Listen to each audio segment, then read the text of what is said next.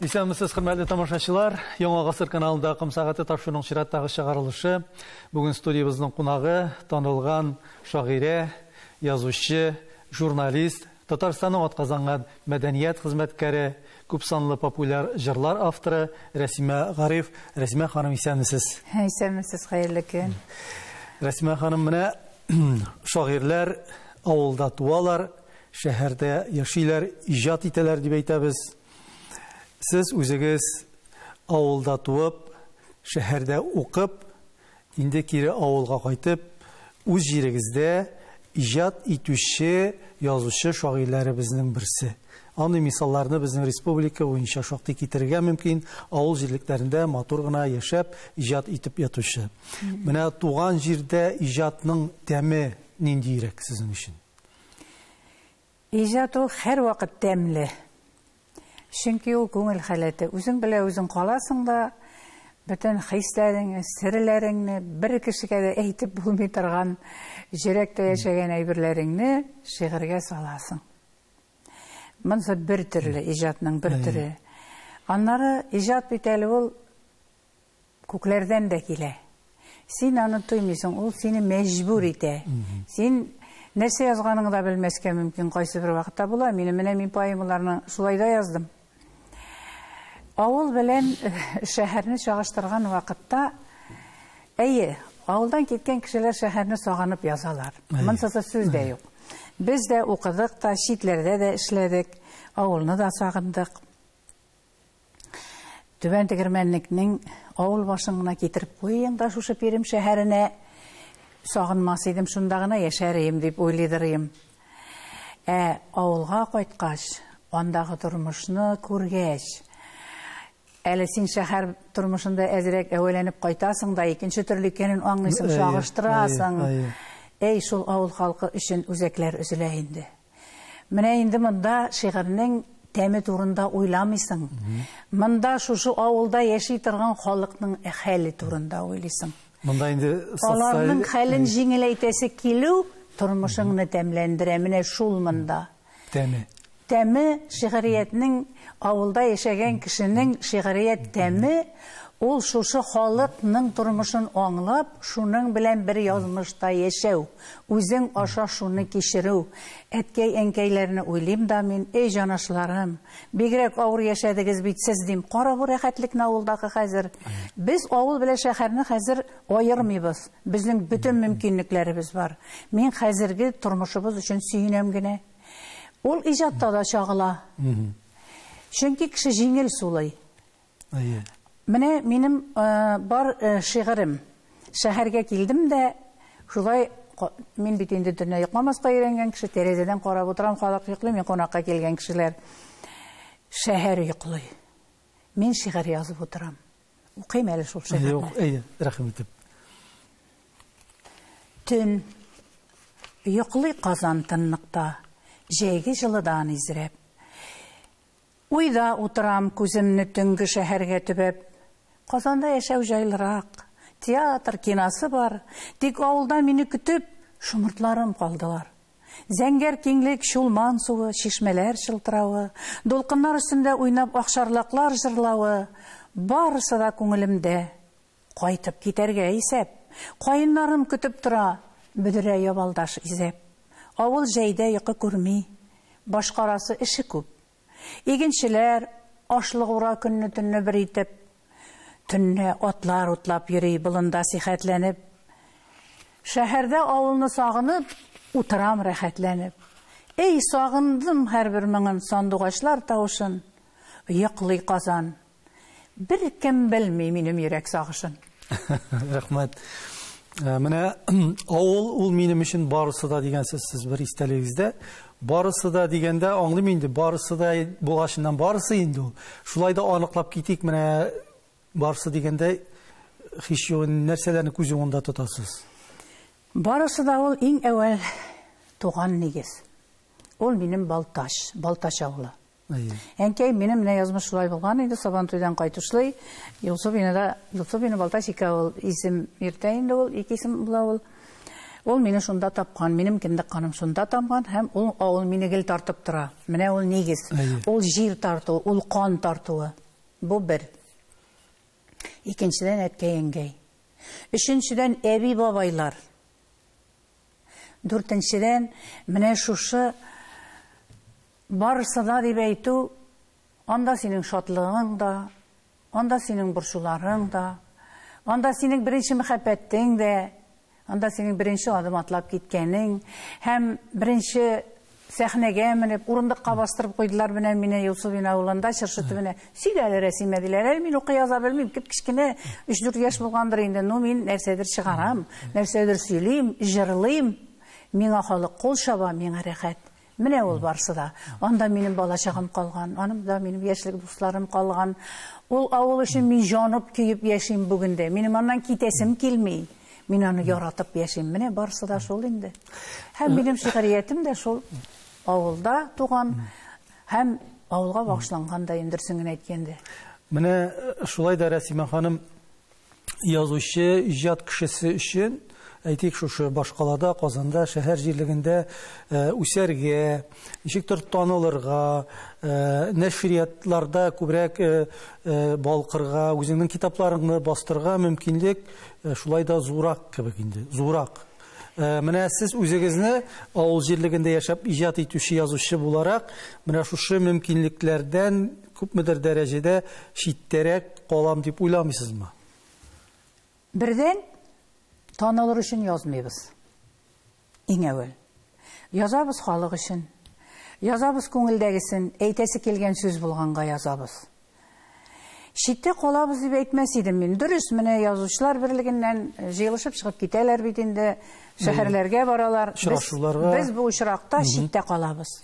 Çünkü bizne Irak deyip oylaylar. Şakırsalar yürüp gelip jitebіз biz. Men özüm bek jеңіл халық. Ondan soň tağı bir nersemiz var, mine yazabız bitinde kitaplarımız bizning avulda yaşauvchilarning şirat kütüp yata. Mine menim bugünkü günde uzgan yıl tapşırgan 2 kitabım. Min bir tük degen, ulular için yazılgan, balalar, yaşüsmeler için yazılgan Sakallı Sabi degen kitabım şirat kütü. Menim küzüme karadılar da indi ettiler, Resime Hanım, sizin kitabınız bu yılda kirmesinde düşüp kalır mı gayın kitaplarınız? Siz indi 7 yıl kütü kitap neşriyatında. Mine şuşu yoktan biz köpmedir derecede kıyırsıtılgan. Biz çünkü geltege avul meşakkatı bile yaşayan kişilikleri. Yani gündelik neşriyat musağasını taptırasız mümkünlük yok. Biz yürüp jürmeybiz şehirde. Biz gil gözlerine görünüp durmuyoruz. Jitekçilerin de bu sahasını taptamıyoruz. Biz baradık icad etemiz. Yaşayız, yazabız. Özümüzün kitaplarımızını bu kitapka kiresi şiirler olar indi Kazan otlarında, Süyünbikelerde, türlü jurnallarda, gezitlerde çıkan. Emme bit o jurnal gezit, ol bit yuğala. Ol bit vakıtlı matbuat deyip atala. Kitap ol kala.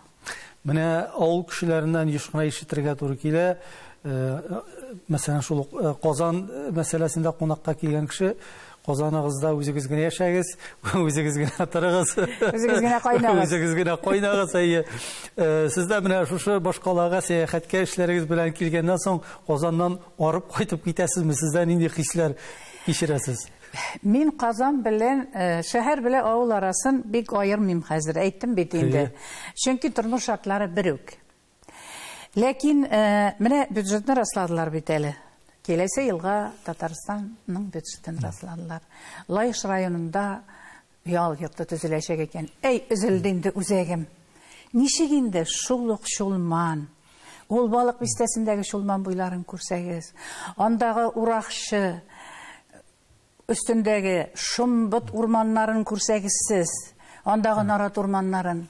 Onda oğa tırgan şişmeler, olar devalana tırgan şişmeler var. Erem jatalar, yüreğim erni şuna. Jügürüp barıp, mene şul urunlarını kursetiriydim. Eğer de kızıkçınışı bulsa balık bistesi, işittigiz eli bizne. Bizde bir şundu eybet yol yurtlara tüzerge bula, ul eşnekteki kereke külün kursegiz. Ondağı lemnin eybetligi birinin bekirinde gerek tükül. Min eytem indi, layışqa şul xatli ehtibar zor. Kurigiz eli bizim balık bistesinde. Şundu eybet xalık yaşi, eşşen xalık yaşi bit bizde. Olar bit mine layışının süt may kombinatına yürüp mayonez işliler. Kün sayın nişeşer avtobus gite. Россия почта бар, ондан ничә шар автобус китә. Безнең халкыбыз бик тырыш, бик эшлекле. Менә шушы әз генә игътибар. Безнең халкыбыз тырыш, мин бер сүз әйтмим, җитәкчеләребез дә тырыша. Ләкин менә үзәктән игътибар артсын безнең халкыбызга. Минем җибәрәсем килә бер тиз генә йөри торган жеңел поезд, тиз йөрүчле поезд җибәрәсем килә балык пистәсенә, төзәтеп куясым килә зур катлы ипотекалы йортлар. Яшәгез сез яшьләр шушында. Йөреп эшләгез балык пистәсеннән, Казанга йөреп эшләгез, Лаешка йөреп эшләгез. Кирәкми, мин заводлар төзүсеннәр бездә димим, чөнки бездә иң чиста, иң матур, иң әйбәт табигать бүгенге көндә. Безнең шул хәтле Шулман буйларын матурладылар. Куясым килә үзебезнең Шулман буена присын элек бар иде ул. Башта аны алмаштырдылар дебаркадерга, аннары бөтенләй бетте. Менә шунда куй пристань. Рәхәтләндереп җибәр теплоходлар, ракеталар җибәр. Безнең бит хәзер туризм бар. Туризм бүлекләре бар районнарның һәрберсендә, бездә дә бар ул. Оештыр җәй көне рәхәтләнеп туризмны шунда. Аннарысың безнең балык пистәсенең үзәгендә хезмәт урамыннан гына төшәсең, аңа шундый матур каен урманы бар. Шунда 2 күл бар. Шул күлләрне чистарттырып аккышлар җибәрәсем килә. Анда спорт комплексы төзергә була менә дигән иттереп, яшьләргә ял парклары эшләргә була. Бирсен Ходай, сез инде монда Рәсимә ханым шагыйрә буларак кына түгел, журналист буларак та инде сезнең бу фикерләрегез туа торгандыр, озак еллар эшләү дәверендә. Менә без әйтәбез, татар авыллары турында еш сөйләшәбез. Татар авыллары ул татарның милләтен саклаучы, телне саклаучы бер учак булып тора дип әйтәбез. Менә авыллар үзләре бүген нинди яклауга мохтаҗ микән? Авылның моң, зар, интизарларын алар бит инде менә турыдан туры сез шунда яшәгән язучылар, шагыйрьләрдән дә күбрәк белүче, алар турында төптән тирәннән уйлап язучылар юктыр мөгаен. Менә шушы мин әйткән әйберләргә мохтаҗ авыл. Авыл бит инде ул район үзәге булса да авыл. Авыллар әкрен-әкрен тәрәзәләрен ябалар. Карыйм, менә безнең нигез ябылган, беркем тормый. Безнең аша тагы бер нигез ябылган, берәү бар. Китәбез 3 нигезнең тәрәзәсендә ут янмый, өйләр тора. Менә ничек. Һәм мәктәптә балалар әзәя. 10 еллык мәктәп бетте. Ул калды 9 еллыкка түбән тегермәнлектә дә. Балтачта да шулай ук 9 еллыкка калды ул.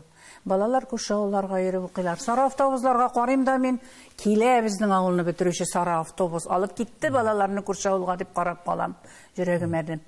Әгәр дә безнең яшьләребез китмәсә, мин әйтә торган теге скоростной поезд килсә, һәм ипотекага теге зур катлы йортларны төзеп куйсалар, әти әнисе Казанга барып эшләсә дә баласы авылда укый бит аның. Баласы бит аның авыл тәрбиясе үсә алып. Һәм аның күңелендә туган җиргә мәхәббәт беркайчан да бетми бит. Ул бит әхлаклы булып үсә. Сез инде менә үзегезнең туган як турында шактый тәфсилләп сөйләп киттегез.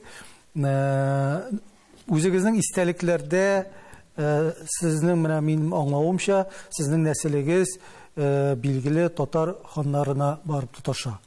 Менә бу мәгълүматлар дип әйтгәндә, алар ничек тә булса документлар белән, архив материаллар белән расланганмы, юкмы, нәрсәдән чыгып менә сез шушы нәсел бәйлелеген раслый аласыз дип әйтгәндә. Иң беренче әби бабайлардан инде.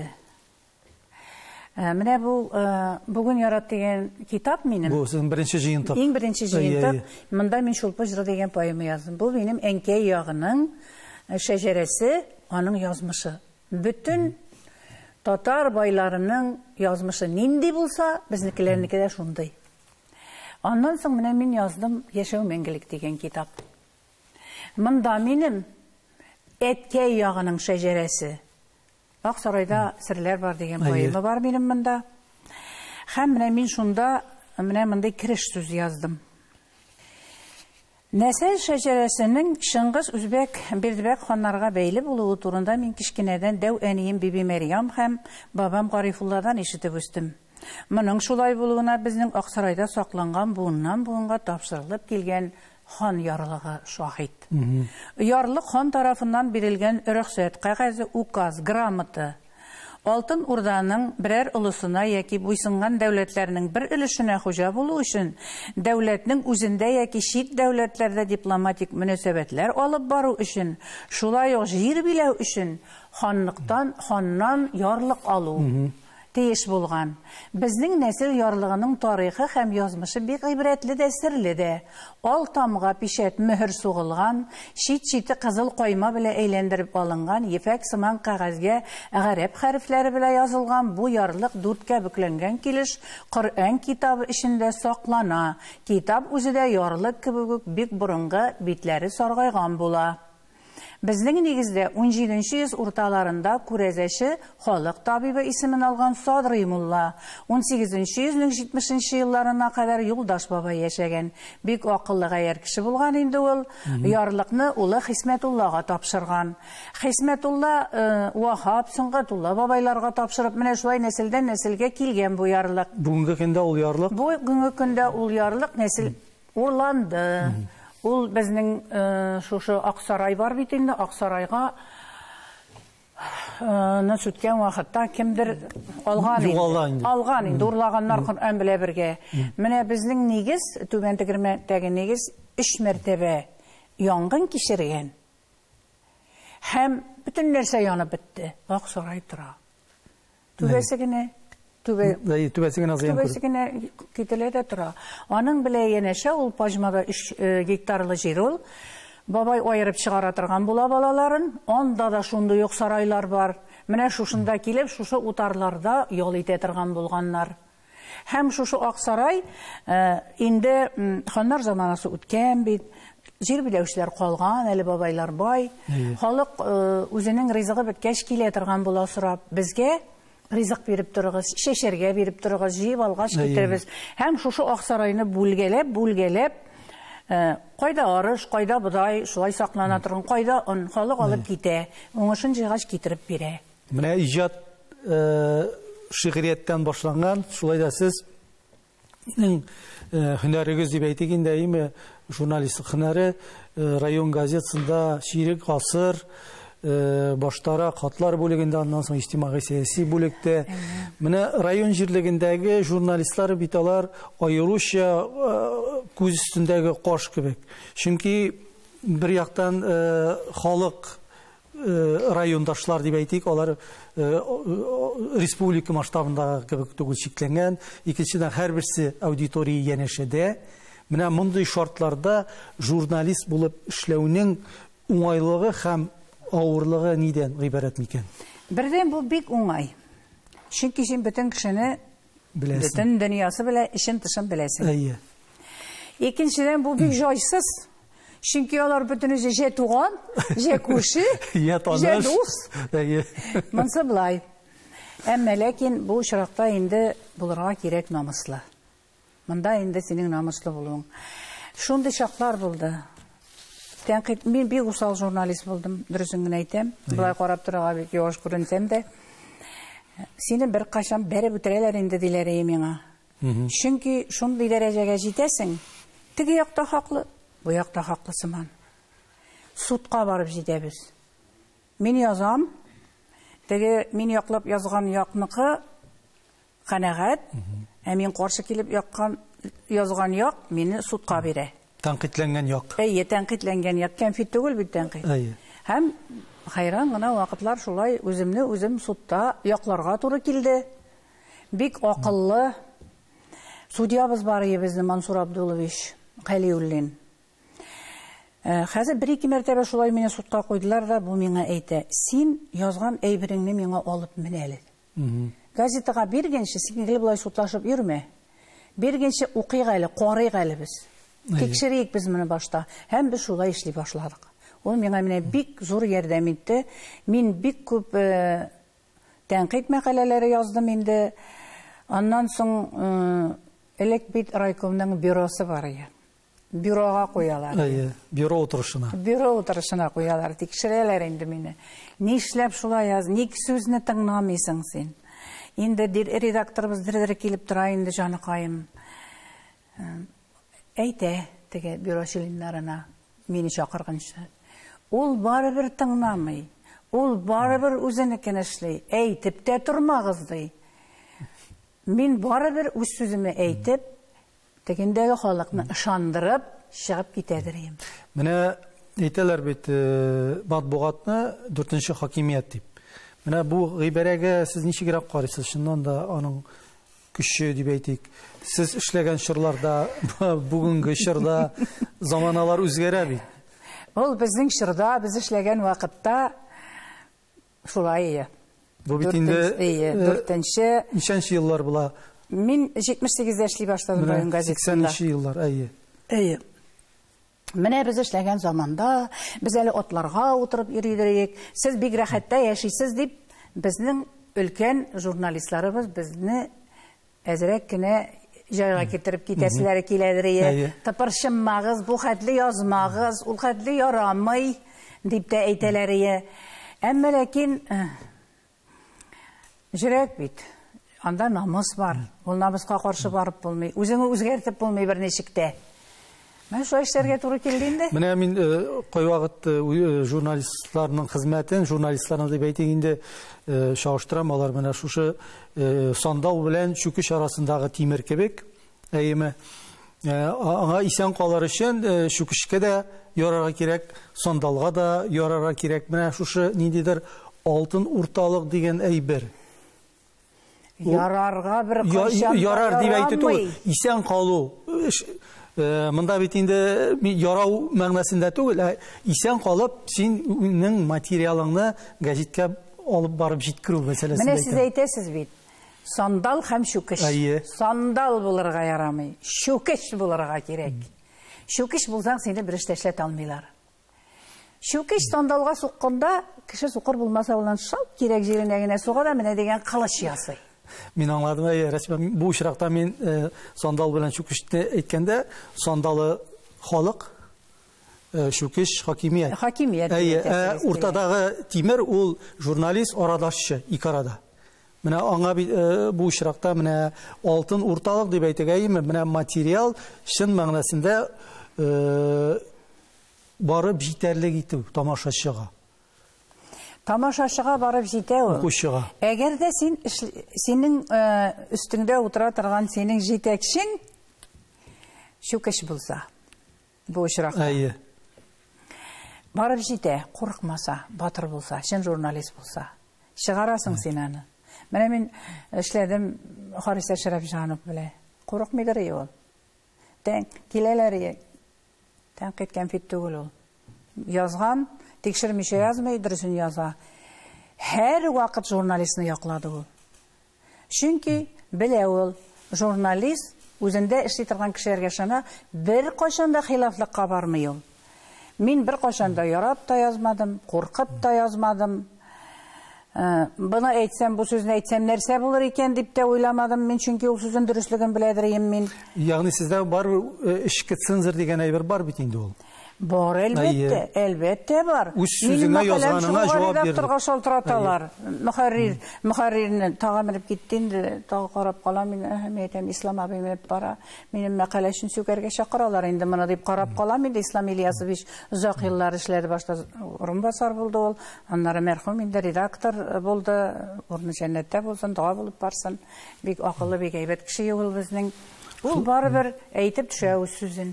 Шулай да менә Рәсимә ханым, сез 25 ел дип әйттем, менә ширек гасыр журналистикада эшләгәннән соң районның халыкны эш белән тәэмин итү үзәге директоры булып эшкә китәсез.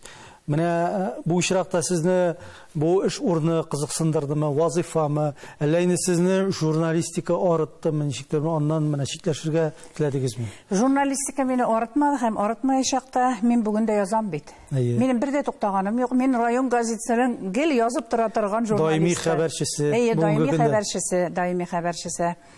Әле бер көнне генә абый Мусин Харис Гайнетдинович Орман хуҗалыгында эшли бит. Наны, әйдә киттек, агач утырта барабыз ди. Нишәп йөрисез инде анда? Әйдә бер материал язарсың ди, газетаңа ди. Һәм барсам, студентлар җылганы әйләндереп алганнар 10 этажлы жұрт биеклегендәге тирән җылга, Алан-Полян ягында, безнең балык бистәсендә. Мәдәм нишәп йөрисез сез монда дим. Без туган яктагы табигатьнең яраларын дәвалыйбыз. Мин шок каттым моңа. Сокландым һәм яраларны дәвалыйбыз дигән мәкаләне язып чыктым. Миңа инде халыктан хәбәр килә. Әле син һаман яралар ямап йөрисең икән диләр. Электә шулай эшләгәндә дә редакциядә, хәзер дә шулай икәнсең диләр. Менә шулай инде. Теге газеттан киттем дип кенә, газеттадан аерылып булмый, журналист булып каласың. Бу яңа вазифага күчү, бу инде кызыгырлык эш түгел. Мин Саратовта Идел буе институтын бетереп кайттым, бит социаль институт. Миңа бу эшне тәкъдим иттеләр башта. Шуны бетереп кайтуга, ул вакытта партия бетте. Менә шулай икенче кешегә эш кирәк булды да, мин яңадан редакциягә кайттым да, тагы 10 ел эшләдем. Тегендә эшләүче ханым 10 елдан соң китеп барды да, мине яңадан бу эшкә чакырдылар. Минем икенче дипломым бит политолог һәм укытучы. Әле мин бу вакытта бит Түбән Тегермәнлеккә йөреп балалар укытам. Шимбә көнне кайтам, балаларга әхлак дәресләре бирәм. Бу редакциядә эшләгән дәврдә мин әле алтын каләм түгәрәген җитәклим. Минем әле балаларым, укучыларым үсеп килә. Алина Бикмуллина, Дания Нәгыйм, Ләйсән Фәтхетдинова, минем балаларым алар. Миндә Гүзәл Хәбибуллина, бүгенге көндә батырып яза торган балалар, шигырь яза торган балалар. Һәм менә шулай иттереп урнаштым, килдем, бер заман җыелган халыкның эш белән тәэмин итү бүлегенә.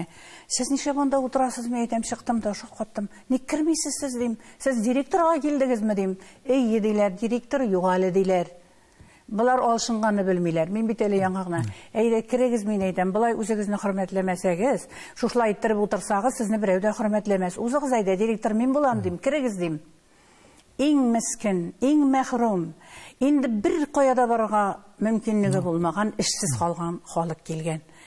Мин әйтәм, редакциядә син көрәшеп йөргән Иңрәсимә, менә көрәш кайда икән ул? Менә кайда икән ул кешеләр мәнфәгать өчен көрәшә торган җир? Менә шулай иттереп, бу 15 ел эшләдем мин анда директор булып. 25 ел редакциядә эшләгән җылым 3 көн кебек кенә үтеп китте минем. 15 ел эшләгән, ул миңа 100 елга торырлык булды. Андагы халыкның борчуын җирәк аша уздырып, һәр кеше белән сөйләшеп, хатын-кызлар оешмасында җитәклим бит әле. Аңа сайлап куйдылар. Аларны кабул итәм. Аларның өйләренә барам, ятим балаларга йөрим. Ул шундый эш булды. Менә җылап, бәгырьләр үзелеп кайтасың. Иҗатка урын каладыр. Менә без хәзер әкренләп менә инде шигырияткә күчәбез. Теманы шул якка карап барыйк. Иҗатыгыз бар, сезнең менә әйткәнегезчә шигырияттән, лирикадан башлангандыр дип уйлыйм. Шулаймы? Әлбәттә, лирикадан башланды. Яшь бит инде, мәхәббәт бит инде, гашыйк буласың бит инде. Менә укыйм әле бер мәхәббәт шигыре сезгә. Ярсуларым, жаным ташулары, хисләремнең хәдсез ташулары, барысы да синең өчен генә. Януларым, хисле ташуларым, йөрәгемнең утын басуларым, синең миңа биргән көчең менә. Барысы да бары синең өчен генә, синең өчен генә. Менә бит. Сез шигырьләрне хәзердә кояш батып ай калыккач, айга карап язасызмы дип менә соравымны язганмын. Бу инде сезнең әйтелгән фикерләрегездән чыгылган, айга карап мин шигырьләр язам. Һәр вакытта шулаймы? Күкләр түбәсенә йолдыз сипкән кемнәр, минем күккә карап бәхет көткән көннәр. Булмасын ул зур бәхет, булсын ул кечкенә, булсын ул бары тик минем бәхет кенә, уртак бәхет кенә. Безнең бәхет кенә. Менә шулай языла иде, айга карап язган вакытта. Быел кырказлары кайта. Мин бакчада эшләп йөрим. Каңгылдыйлар инде җанашларым. Телефонымны кабыздым да диктофонны. Кыйгак, кыйгак, кыйгак. Кыйып кына ала бәгыремне кырказының моңлы тавышы. Казлар җырларына күчкән мәллә минем йөрәгемнең сагышы. Шушлай дидем башта. Хәзер шуннан әкрен-әкрен диктофон язып бара, мин шигырьне укыйм. Шигырьне куйдым группага, балык бисәсе группасына. Шул арада булмады, 4 сәгать үткәндерме, шалтырата акчарлыктан Рүзилә Сафина. Рәсиме, рөхсәт бирсәң, синең кырказларыңа көй яздым мин. Аранжировкага бирәмме? Инде җырда булган. Шулар да бу. Бир, мин әйтәм. Улар да бер аратна үткәндер инде. Ул аның миңа көйен җибәрде дә инде. Менә алайда туашы. Шигырь дигәннән, кайчандыр безнең тегермәнлектә бөтен кеше шигырь яза дигән сүзсез. Кайчан әйткән мин инде әйтә алмыйм, кайчандыр. Менә тегермәнлектә бүген дә иҗади халык яшиме, бүген дә шигырь язучылар бармы әле? Түбән тегермәнлектә менә безнең нигез белән яшәр Дания апа яшәгән, Дания Галәми шагыйрә. Минем дә әни шагыйрә. Аның кызы Миневик апа шигырьләр язадыр. Миңа күчте. Бүгенге көндә яза Фәнис Мөхәммәтҗанов. Шаллада яши. Бүгенге көндә яза Гүзәл Хәбибуллина. Булар бөтен тегермәнлекләр. Булар әйбәт яза торган, шин шигырь яза торган кешеләр. Халык бездә бик ярата шигырь телендә сөйләшергә. Такмаклар белән сөйләшергә яраталар. Кушаматлар, кушып җырлар чыгарырга яраталар. Ул барысы да шигърият бит. Шулай. Ягъни иҗади халык. Иҗади халык яши. Менә бүгенге татар поэзиясына сез үзегез шагыйрә буларак нинди бәя бирерсез микән? Чөнки кай вакытта ишетергә туры килә, әдәбият галимнәреннән дә бүгенге көндә менә татар шигърияте ул үсештә дип. Әгәр дә үсештә икән, ул сон ягыннан үсештәме, сыйфат ягыннан, иштәлек ягыннан сез менә күзәтеп барасыздыр бар шигъриятне? Арыш чәчтем, уңмады, бодай чәчтем, булмады. Бодай үстерергә була, чәчеп гөл үстерергә була, шулай бит, агач утыртып үстерергә була. Шигъриятне үстереп булмый аны. Шагыйрьләрне үстереп була. Шагыйрьләр үсә. Менә Рүзәл яза бит инде Мөхәммәтшин. Фәнил яза Гиләҗев. Шагыйрьләрне үстерер өчен аңа ниндидер этәргеш кирәкме, юкмы? Әле алар менә табигатьтән бирелгән, аларга инде табигатьтән ул бирелгән. Әйе. Аллаһ Тәгаләдән бирелмәгән кеше шагыйрь булмый. Прозаны яза ала кеше. Әмма проза язган кеше шигырь яза ала дигән сүз түгел барсы да, бөтенесе дә яза алмыйлар. Шигырь язган кеше проза яза ала. Менә ничек яза инде анда. Шуңа күрә әйтәм мин, бик теге шәшәк ата менә үсә дип әйтәсем килми, әмма мотивация кирәк. Үсеп килә торган яшь буынга мөмкинчелек тудырырга кирәк. Менә мине шикелле ятмасын аның китаплары чыкмыйча. Аларга булышырга кирәк, күтәрергә кирәк. Безгә дә шул ук кирәк ул. Менә минем бүген шул ята торган 2 китабым, чират көтеп тора торган китабым чыксын әле. Мин аларны тотып авылларга чыгып китәрим балалар янына. Мәктәпләргә барыр идем мин, очрашулар уздырыр идем. Булай да очрашабыз, булай да балалар җанынан кайтып кермибез инде без. Менә шул мотивация кирәк. Безнең шигъриятне, безнең әдәбиятны күтәрер өчен, безнең хөкүмәтебезнең мөмкинлек тудыруы кирәк безгә. Шушы нәшрият йортларын яклауы кирәк. Аларга күбрәк акча бирсеннәр бюджеттан, яшьләрне дә үстерсеннәр. Өлкән буын китеп бара бит инде, аларның иҗаты да көтеп ятмасын. Алар үлгәч кирәк түгел ул бүген кирәк. Менә шушы нәрсәләр кирәк дип уйлыйм мин. Тагын бер цитата. Бу инде шигырь юлыннан алынгандыр.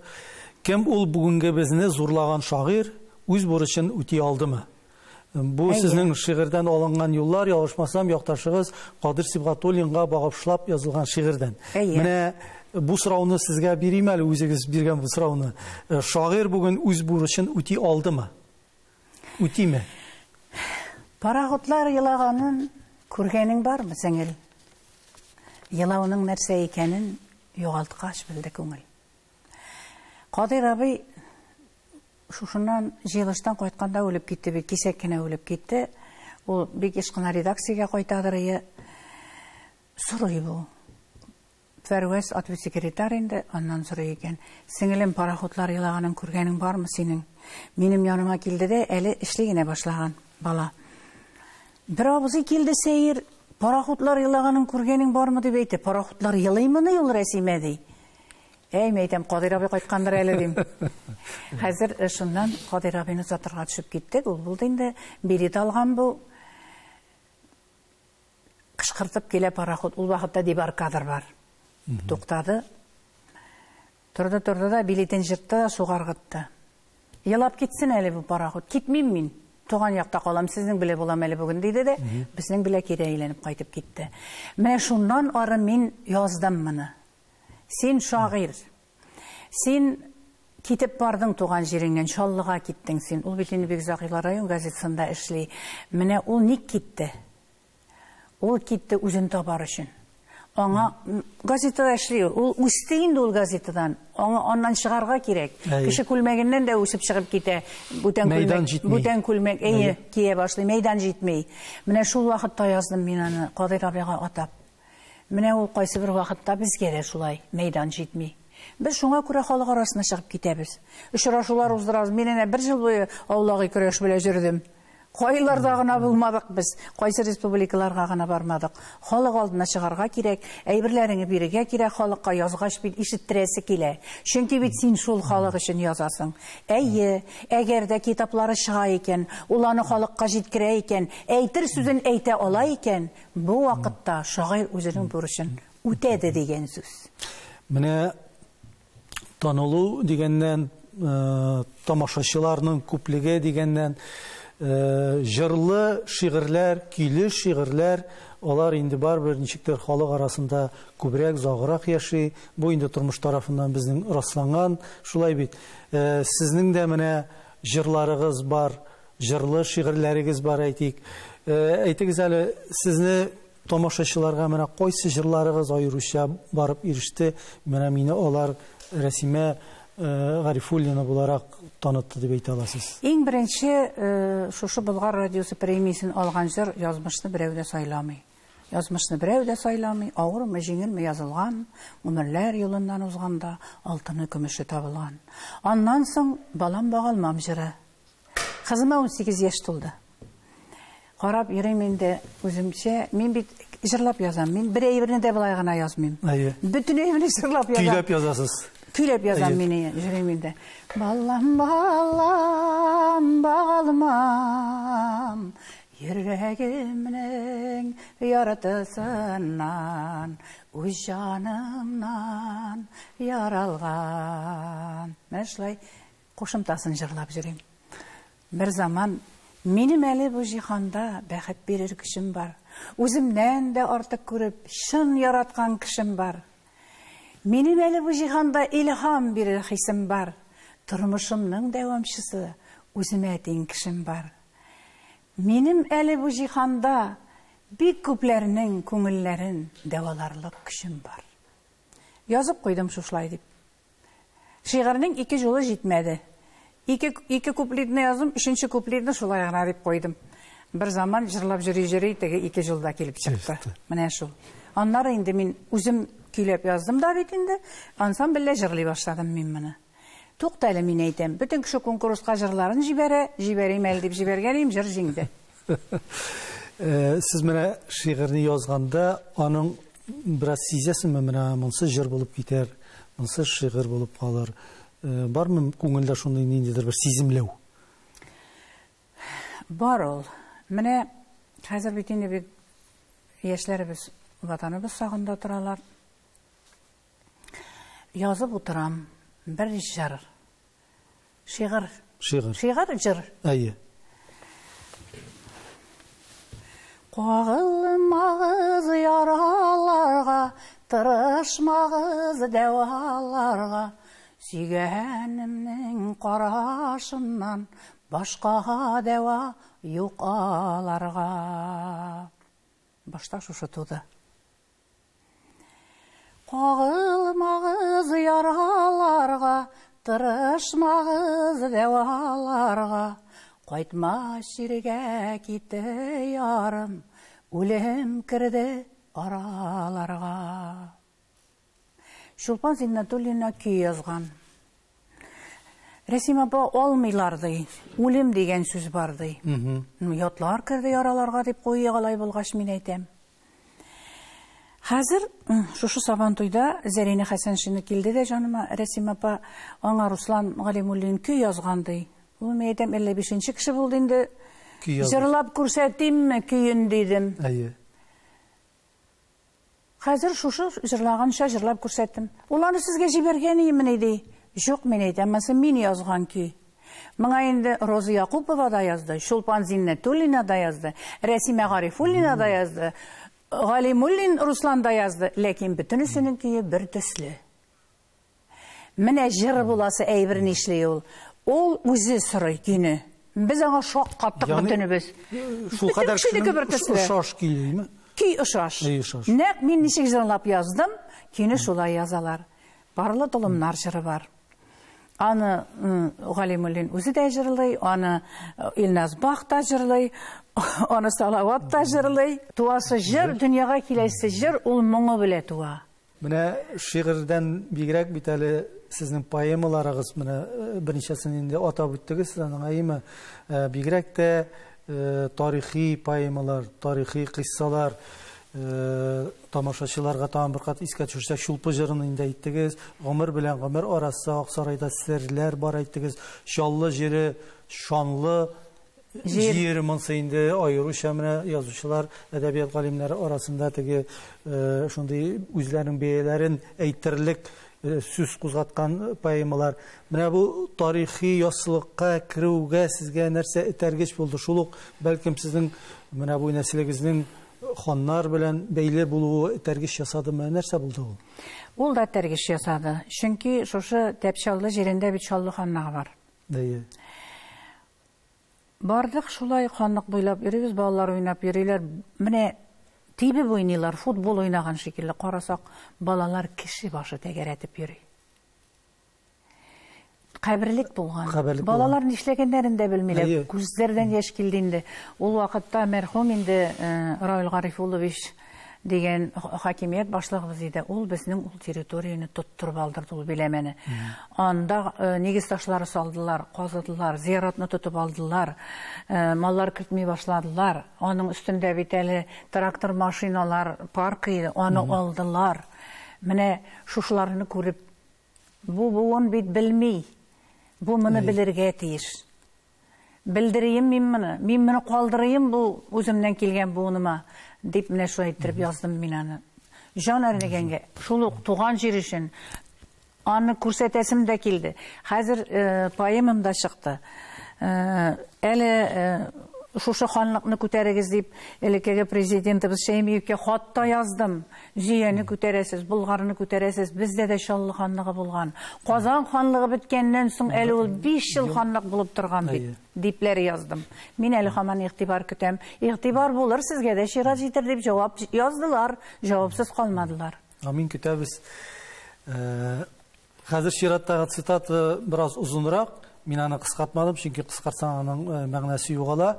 Сезнең проза юнәлешендә язган әсәрләрегезгә ул бәя бирелгән рецензиядан алынган үзек.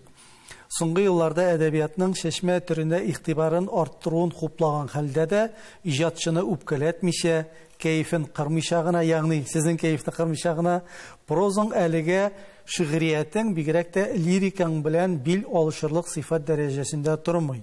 Әмма бу төрдә дә үслубыңны эзләп, үз әдәби иҗтимагый мөхитеңне тудыруга омтылышың һәм шәшмә төрдә дә шигъри җанлы булып калуың хуплауга лаек дигән безнең әдәбият галиме, тәнкыйтьче Тәлгать абый Галиуллин. Менә сез үзегезнең проза жанрында иҗат иткән әсәрләрегезгә менә шушындый бәяне ничек кабул иттегез? Бик яхшы кабул иттем мин моны. Чөнки мин бит журналист. Минем яза торган шәшмә әсәрләремдә журналист калкып чыга ул. Ул бер кая да китми. Ул калкып чыга. Мин менә бу 7 ел буе теге нәшриятта көтә бит әле минем Шират. Шул китап бу. Мин аны үземнең акчама Алла кушып Акбүредә бастырып чыгардым. Да Тәлгать Нәбиевскә бүләк иттем. Карады уларны, укыды. Син моны әзгенә үстергән булсаң, бу роман буласы булган диде миңа Ялкын ярлы камый дигәнен. Анда 2 повесть керде. Һәм әйтте, әйе Рәсимә, син шигъриятта бик көчле шул диде. Шагыйрьләр шигырь язалар, җыр язалар. Бу бер хәл. Ә менә поэмалар язучы хатын-кызлар безнең юк бит диде. Шуңа күрә әйтелгән сүз бу.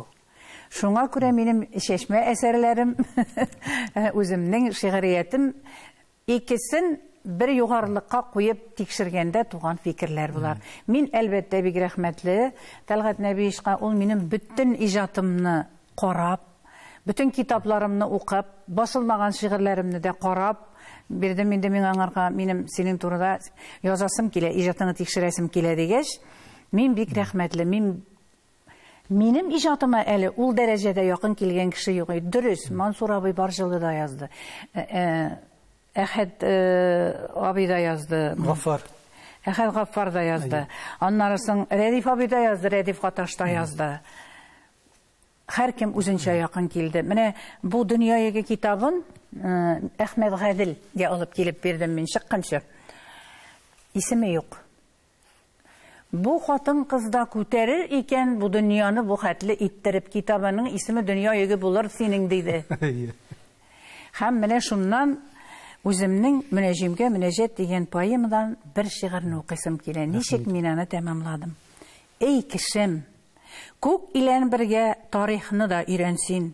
Үткәнеңне таныган көн, ул чынлыкны белгән көн.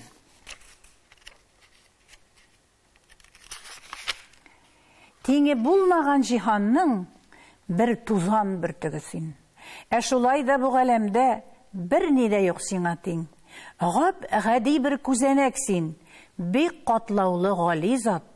Яшәү серен аңлар өчен яралткан сине хуҗаң. Күк йолдызларны яралткан, сиңа маяк булсын дип, биек-биек тауларны җирне терәп торсын дип. Бу җиһанга килүеңнең мәгънәсе аныкмы соң? Син шушы өметне аклар, ватаның горурлыгына тиң булыр халыкмысың? Мин бу сорауны үземә дә куйдым, үземнең милләтемә дә куйдым, үземнең якташларыма да куйдым. Без менә шушы халык Аллаһ Тәгалә яралткан, ул аңа һәрберсенә аерым максат биргән. Шул максатыңны син үтәдеңме әле? Син аны үтәргә тиеш дигән сорау куйдым мин. Һәм шушы сорауга җавап бирер өчен яшим дә мин гомер буе. Рәхмәт, Рәсимә ханым, эчтәлекле, әтрәфле әңгәмәгез өчен.